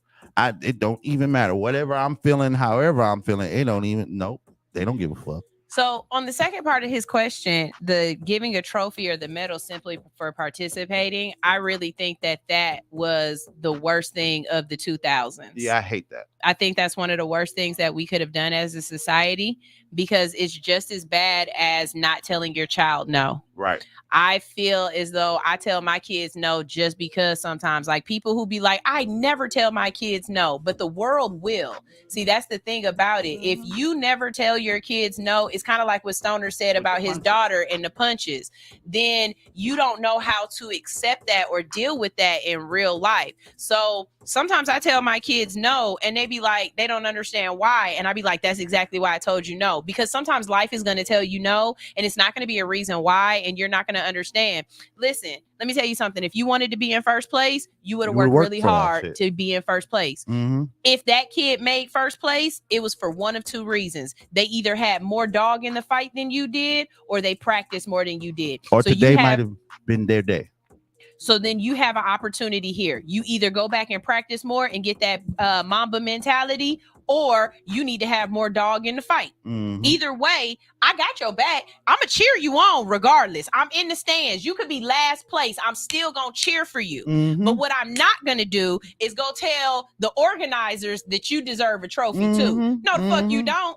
As a matter of fact, if they giving out them stupid ass little blue ribbons to every kid, we leave it before you even get it. Because I don't want you to have it. Nor am I hanging it up in my house. We don't hang up nothing but first and maybe second place. Maybe. Yeah, we don't hang up nothing but first. You're either the winner or you're the first loser, bitch. Yeah, my house, we don't hang up shit. Don't know trophies and none of that shit go up because there's a goal, there's an end goal. This is just, you can keep these shit in your closet, but covering my son, he's got trophies and shit, football. But we're not covering the walls with that shit, nigga. You got other shit to do. Yeah. Because see, that trophy shit, a lot of times, that's all I was this. You know how that shit started, right? But that was like 10 years ago. Who cares? You still talking about being prom queen. Right. Shut the fuck up, Who bitch. gives a fuck? Nobody gives a fuck. What you doing now? What have you done now? That's the we at Applebee's now. But you know how that all started, right? How? That started from soccer in California, right? This all comes from California. So you had young soccer teams, young little white kids playing against young little Latino kids. By nature, these little Latino kids are better soccer players because that's what they do. They play soccer. They play soccer with their dad. Mm-hmm. Your kid you sent to soccer practice. Mm-hmm. They play soccer with their dad. And when their dad gets like, hey, like I used to do. My dad play with your cousins and everything else. This is what they do. This is what they do. So it started becoming a thing that these kids were just not winning and never getting nothing. So the moms decided to get together and get these little trophies for all the kids who didn't win. And they knew their kids weren't going to win. So of course they lose the championship. They've got these little second place trophies. And then other mothers started requesting, hey, how come can my children still get a placement award or achievement or this and that? And then that just became a culture. I remember the first time they gave my daughter one of them little soccer things. She's like, oh, daddy, and I threw it in the trash. And she cried. And her mom got on me and got it. I was like, bro, we not playing second place games. It's not even second place. It's just you showed up that day. It's you put your name on the paperwork and you got a jersey, maybe so you get something. Maybe you did play your hardest. Maybe you tried your best, but it wasn't that good. It's the same thing like when I was growing up. Every time one of my homeboys, hey girl, what's up? And she said, nah, and the nigga said, hey, fucking bitch. I'm like, you come from a household where nobody told you no.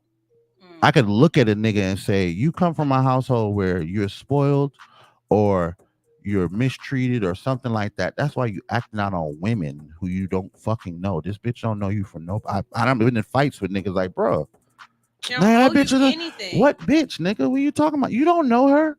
You know what I'm saying? We can call her a bitch for the fact that she's just a woman. She's just a bitch, whatever. But you're calling her a bitch in anger. You're mad because she wouldn't stop. You don't know nothing about rejection. You ain't even taught about no. You're somewhere in your mind, you believe because you're a man, you're entitled to these things.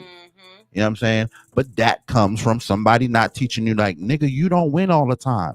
Some days, and whether you got to tell your kids this, some days it's just not your day. You can show up with all your shit and practice as hard as you want.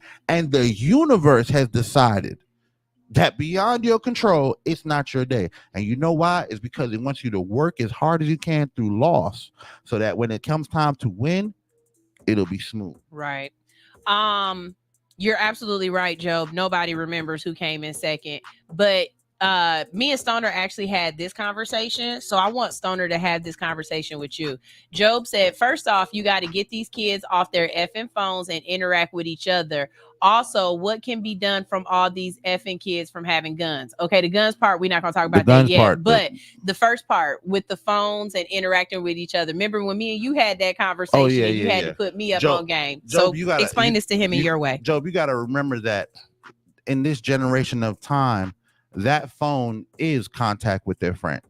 That phone is part of their everyday life. That is their community. They get on those phones and they play games with each other and they converse and they share secrets and they know more about their friends on their phone than you know about your friends in person. You know what I'm saying? Because that is their actual community. They play everything they do is on that phone. The way I learned is from taking my phone from my youngest child.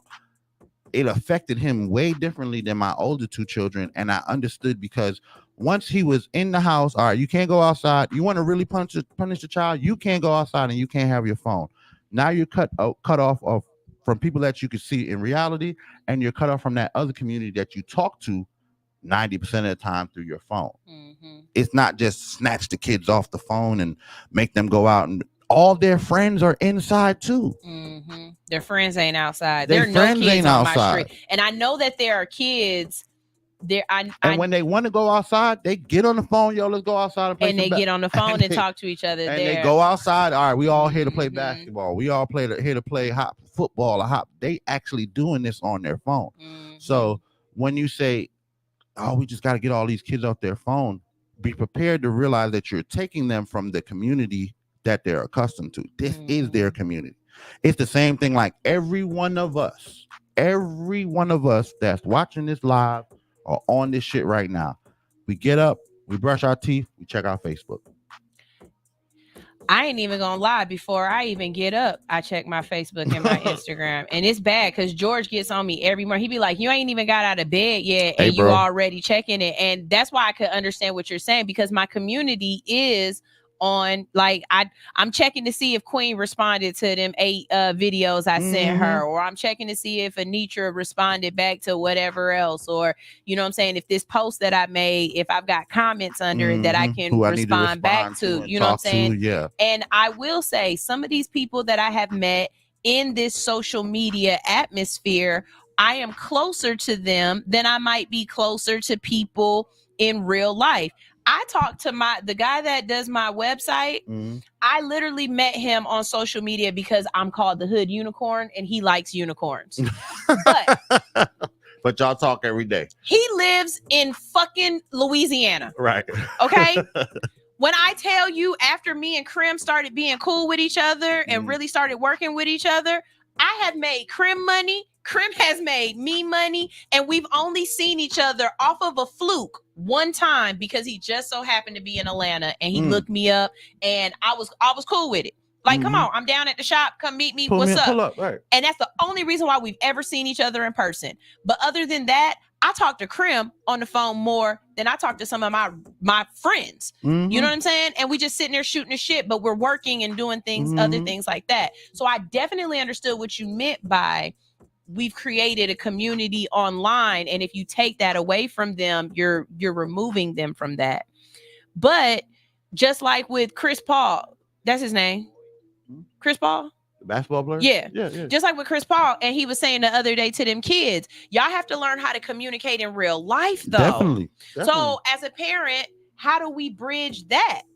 Like, I be having a hard enough time talking to my boy. Like when me and my son be talking, I got to stop him from doing this all the time while he talking, and you know, he's moving around like this. Or when he's talking to me, he starts talking to me like this. Yeah, I hate that. And I'm like, bruh, I can't I'm hear old as fuck. I can't hear you. Whisper again.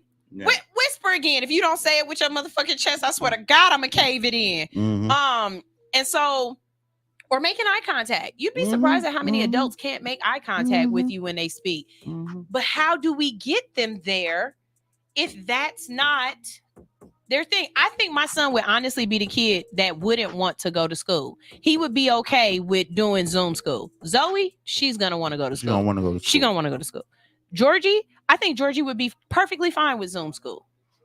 Never leaving the house, just staying on his room on his computer. He'd be perfectly fine with that. Yeah, younger kids are always more like my 17-year-old. I from 13 to now, I promise you, he probably would have been a Zoom kid. That would have been no problem with him. You know what I'm saying?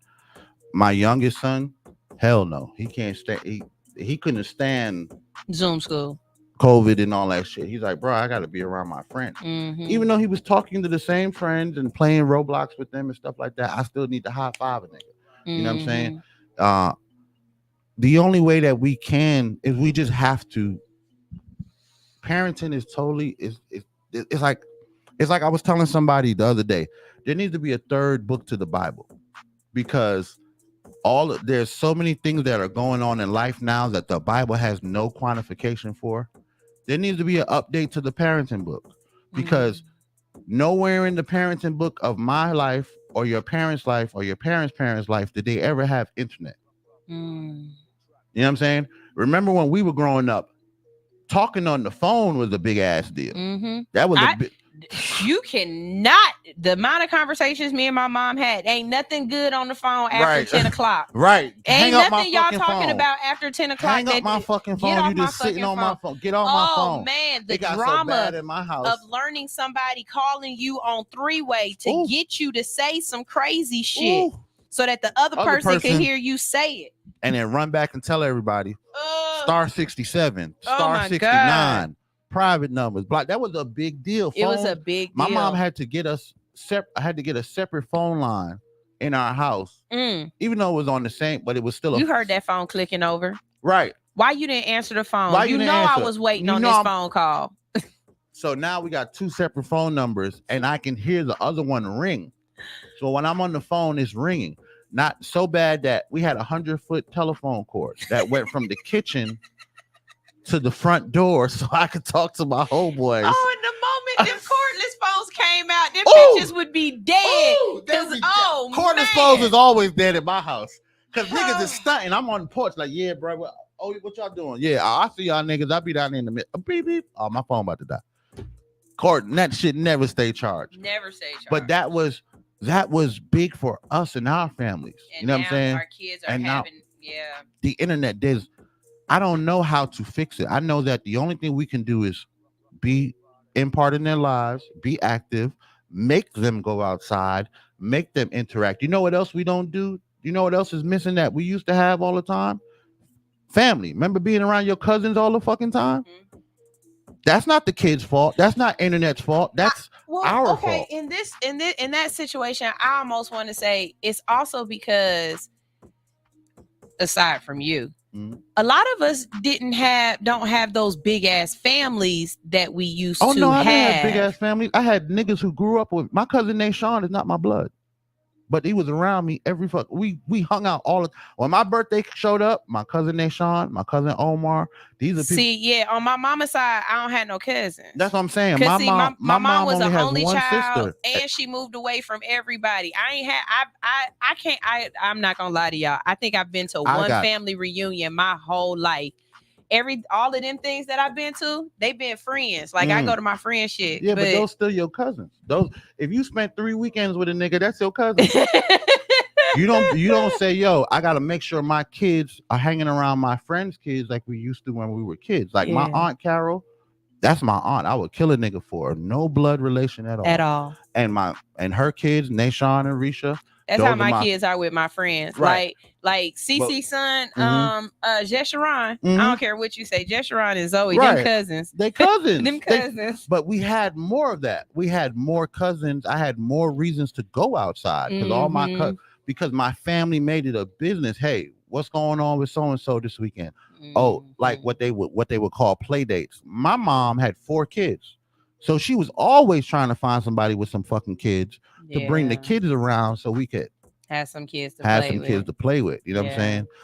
With my kids, because of all the shit that happened throughout life, I was definitely more sheltered. Yeah, you can come kick it at my house, but I wasn't really big on, especially my daughter, go spending nights at other people's house. Yeah. And I feel like I stunted them in that way. I feel like they lost something in that way because coming from a girl, I'm gonna tell you, coming from a girl and some of the things that have happened to me in my life, you did a positive thing. It's a good thing. And even where I am in my life is very hard for me to let my daughter go out to places. She just spent the night over at Cece's house for the first time a couple of weeks ago. And I just popped up at one point. Hey, look, come on, it's time to go home. Not for anything other than it's just, I got to have my eyes on. This is my daughter, but I'm also like that with my son because nowadays they'll take their booty. Not take their booty. Take your son. Yep. They'll turn them into body parts. Yep. Turn them into body parts. Speaking of, I did have some topics I wanted to talk to you about. All right. One thing we got to talk about. I'm sorry. What the fuck do you think about? I noticed because this has been on my mind for every day. What the fuck is the Democratic Party doing? What are they doing? Listen, I have made it a point in my life that when I realize that I'm talking to somebody stupid, that I stop having a conversation. And when it comes to the Democratic Party, at this point, they are so divided and they are so stupid that we can't keep having this conversation. Now y'all got George Clooney out here talking about the president need to step down and let somebody else run. I can listen. It's too late. It's too late. It's too fucking That's late. The problem. We was telling y'all this 2 years ago. We was telling y'all this last year. We was telling y'all this when y'all were putting together nominees. We were telling y'all he ain't gonna win. We ain't gonna vote for him. Now the election is in November. The election is less than 90 days away, you guys. And you're talking about we need a new person. No, we don't. No, we don't. Stick with this motherfucker. Cause it ain't nothing else. Who? And it doesn't even matter who.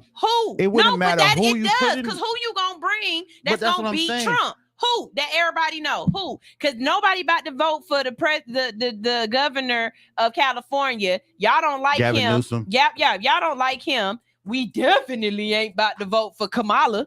If you ain't had no choice, though. And then, who left? Bernie? Bernie old as fuck. We don't want him. I think that they need to put that. I don't know why they're not talking about. And Michelle said she ain't gonna do it. So I think Hakeem Jeffries is trying to wait until all this shit run because he could have easily stepped in. Strong black man, Democratic. I don't even know who that is. The majority of the Democratic majority House leader. And his name is what? Hakeem Jeffries. I'll look him up. Strong black man, great voting record, but it's too late. There is no one. It's like you're watching a boxing match, and 2 days before the fight, they switch something. The nigga who they always put in, 90% of the time gets knocked out because he's not built for this race. He ain't been training for this race. Trump been on this shit since he got kicked out. He been working on who y'all gonna put in that been thinking about being the president for the last 4 years. No one. There's no one. We told you. That's what I really don't understand. And this is why I believe this is about to lose the Democratic Party for generations. I think that there's going to be a generational shift on the Democratic Party, regardless if Biden wins or not.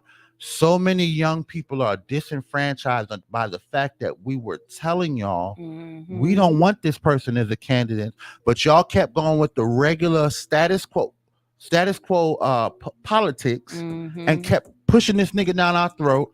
And just because it's never happened before and then you didn't listen to the people. So now the Democratic Party looks like fucking fools because y'all want to double back and tell us on one side, y'all saying you got to vote for Biden because we can't have Trump in there. Right. Which we all know we don't want Trump in there, but we got to vote for Biden. But on the other hand, we know that Biden is dead in 2 years and we don't want Kamala either.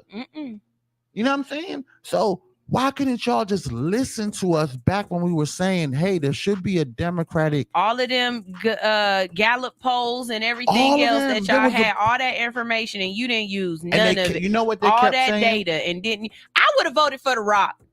At this point, I would have voted for the people's eyebrow. Anybody. Yeah, but The Rock's a Republican. He wants to run Republican. Really? Yeah, Rock doesn't. You didn't know that? No. Yeah, people were actually pushing for him to run against Trump, to run for the presidency this year.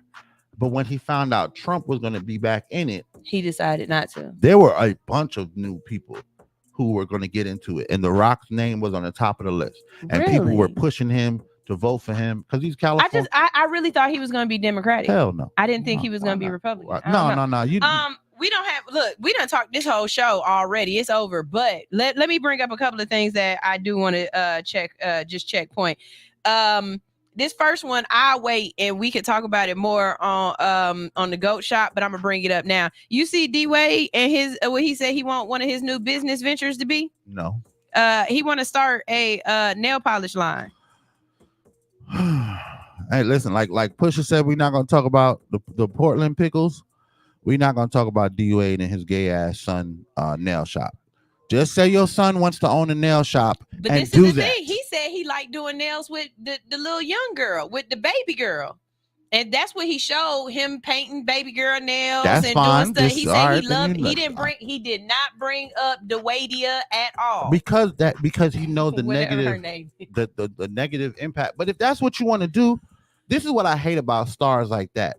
You already know everyone is paying attention to you because of your son's sexual choices. And you talk about nails because that's going to play into that. Being gay pays. Whether you know. Yeah. Oh, yeah. So you're pandering to that community. Oh, I'm a man that's going to start a nail shop. You could have just started the nail shop and wouldn't know. And nobody had to know. My great grandfather owned 3 beauty salons. Shit, he didn't have to fucking tell nobody. He owned 3 beauty salons, had fucking 12 kids, 3 wives. They didn't have to tell nobody. Said Wade want to be a lady so bad. He want to be, exactly. I wish Alex was here. Your wife Alex would tell y'all it's all Gabrielle's fault. It is Gabrielle's fault.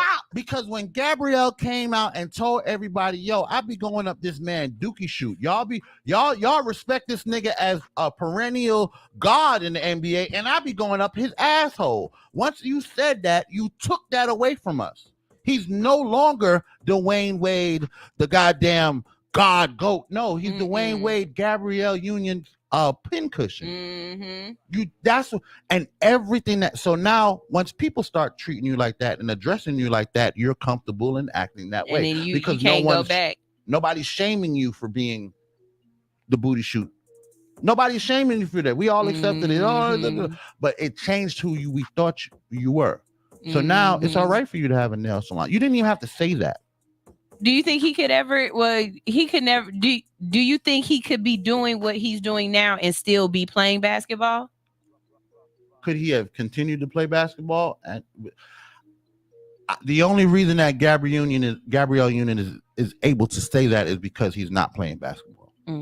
If he was playing basketball, his contract and the player's contract, there's a whole lot of things that are in contract that you can't say and do because it tarnishes the image of the NBA. Mm. After Dennis Rodman, they got very strict on this is what you can and cannot do in representing the NBA. Okay. You know what I'm saying? So that's why you never saw another marry myself in a dress ass situation. But you know they got that new boy that they just drafted, that he got the nail contract, and he's very much so out there. They doing the whole circuit asking him what color are your nails gonna be during the draft. Remember now, Travis Porter, Drake, Lil Uzi Vert, these are all superstars who wear nail polish on their hands. So now it's accepted. Now it's just acceptable. He started doing it during the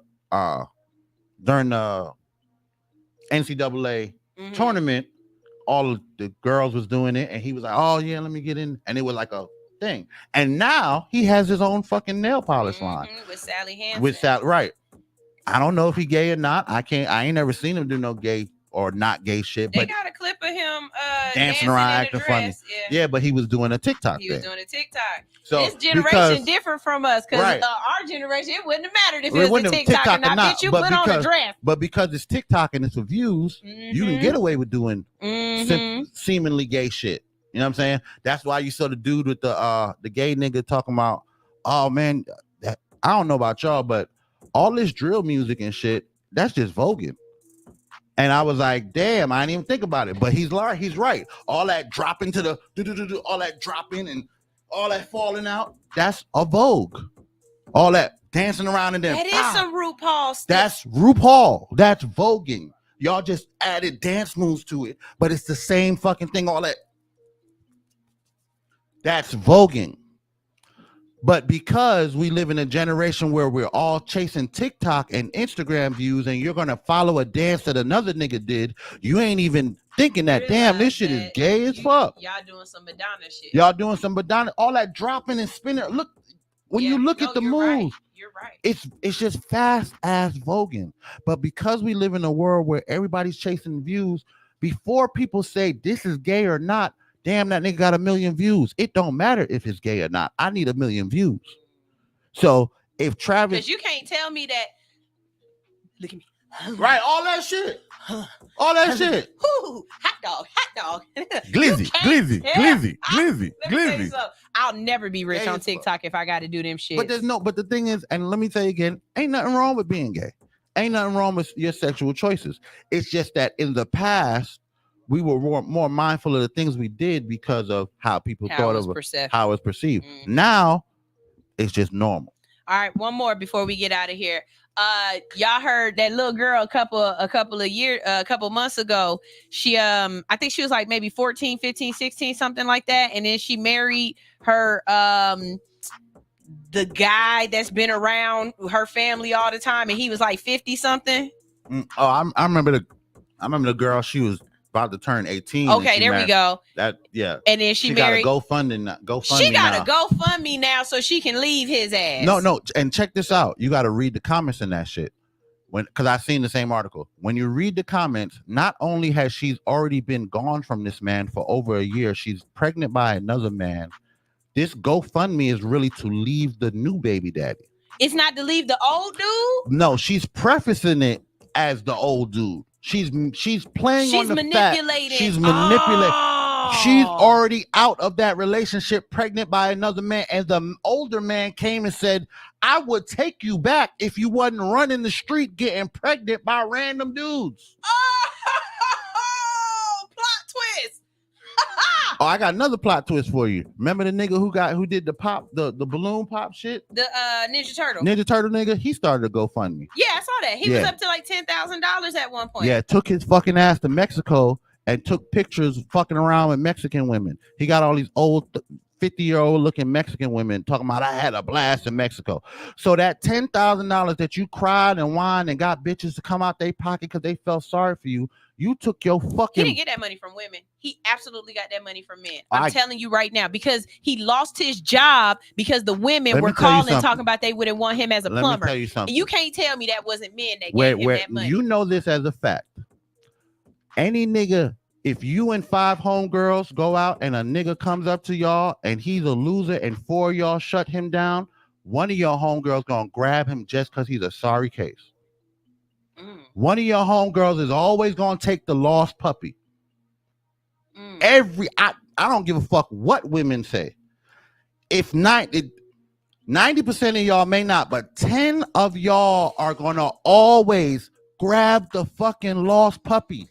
That's how girls that stay with dudes that's in jail. How many niggas you know living on bitches' couches, driving bitches' cars when they go to work, not seeing their kids, lost puppy, not seeing their own kids, and raising somebody else's kid and get another pregnant. That's because there's always gonna be a woman who wants to take care of the lost puppy. You know what I'm saying?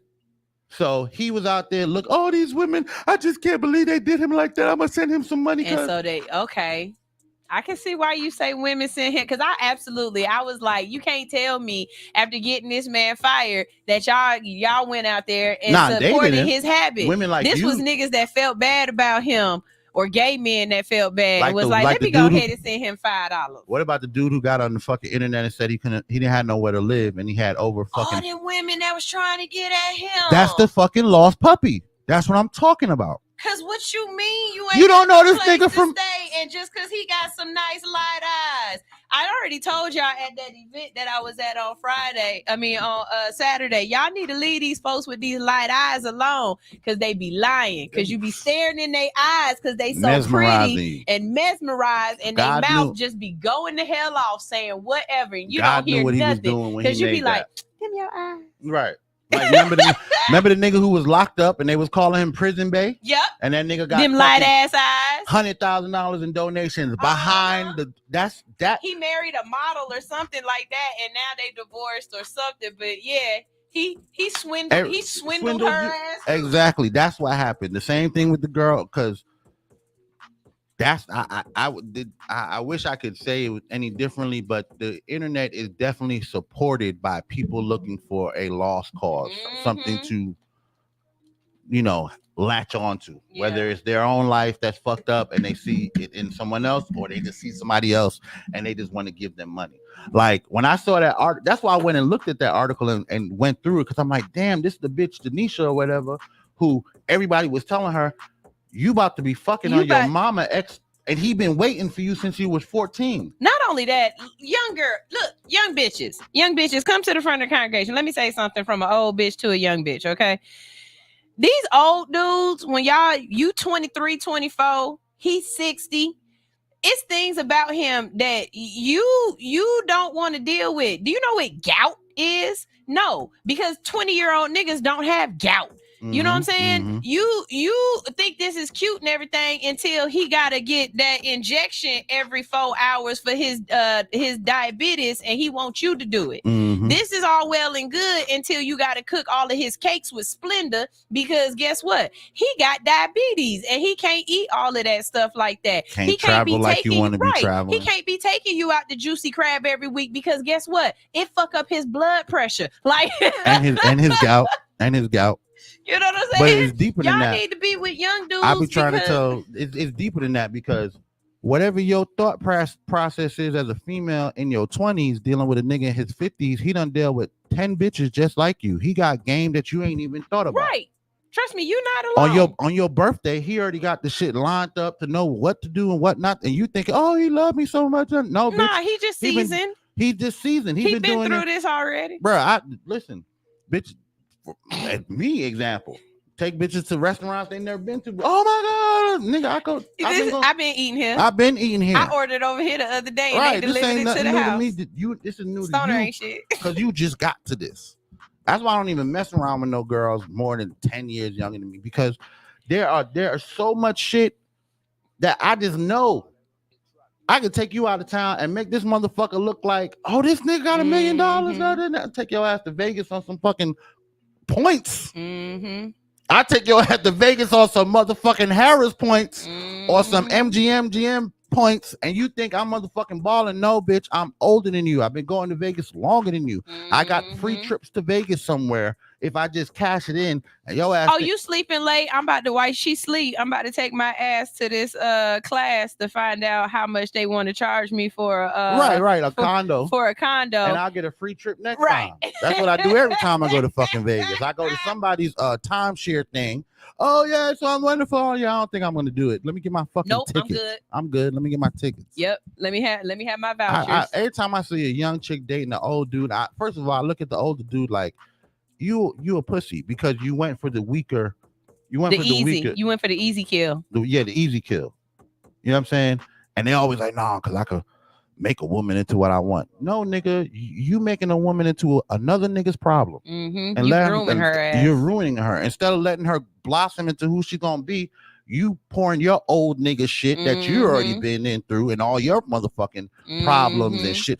And then when your old ass die off and she got to be with another nigga, you done fucked it up. Y'all, this is All Hustle No Fear on Hits 92.3. It's time for us to go and change the oil. So we about to go ahead and do that. But you already know you can come back because this is a great show. And there's other great shows on this platform like The Goat Shop. Appreciate everybody who's been watching this and tuning in to Goat Shop. Anisha said she was like, she loved that show. She said she be up there cracking up at y'all. Y'all funny. Anisha better watch out. She got fans with that cute little YouTube picture. She better watch out. Niggas already asking, yo, who the is she an admin to the show? Like for real? What that means? You better watch out, Anisha. Shoot. Also, while we got y'all on here, if you are out in North Carolina in the Charlotte area, please be careful. Y'all got a sniper on the loose. A sniper? Done killed about 4 people now, randomly shooting people. Done shot like 2 people on bikes, shot a dude in the car and killed him, and shot another dude in the car and injured him. So y'all be careful out there in the Charlotte area. Y'all got somebody out there that's taking folks out for no reason. So that's scary. We might talk about it tomorrow on Make It Make Sense, but I know we got North and South Carolina folks that be watching and tuned in. So be careful if that's out there where you at. Y'all, we got to go ahead and get off. But like I said, we got great shows lined up for you today. Karen the Connector is going to be in the building today from 12 to 2 talking about what's important to you. And we've also got The Goat Shop with Stnr, Brwn, Pushalini the Guy, and .net. All right. This is All Hustle No Fear. Here is Chico. Fight! Chico!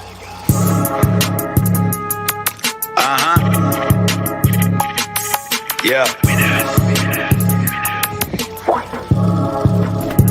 Hey, I just got hit 8 times, I'ma do what I do. Pussy nigga, get your paper, I ain't worried about you. You niggas cuffing on these hoes when they really want you. My bitch home washing bloody money, she gon' iron it too. Niggas ratting like it's cool, my shit just hit the news. Swear to God I'm out here grinding cause I only want blues. Niggas turn Chico bionic, doctor added the screws. I'm getting busy cooking up and I'm still in ICU. I'm contemplating retaliation, nigga, what should I do? This shit brought me back to prison, got me rocking the blues. I ain't rocking with no bunkie, give me a private room. Nurse just took me on the date, she know I got the juice. Why I'm eating bullshit when baby feeding me fruits. My ex trying to get me the spoon, but I don't do the cahoot. But 30 bed truck off the lot and everything still brand new. Tried to piece me up like 50, all I did was recruit. Yeah, they tried to wet me up. Wet me up. They was only coming in, they tried to set me up. Cause I don't give a fuck. The money coming in, they try to wet me up. I started chasing nigga, cause I ain't give a fuck. The money coming in, a nigga wet me up. I started chasing nigga, cause I ain't give a fuck. Hey, listen, we got Big Yada in the building. For y'all don't know who Big Yada is, that's my security. She taking real good care of me. And then we got this nigga, he want ice cream and cake. They ain't want me to walk, they ain't want me to live. But guess what? We did it. I just want to run my business and do ratchet shit with my friends. That's it.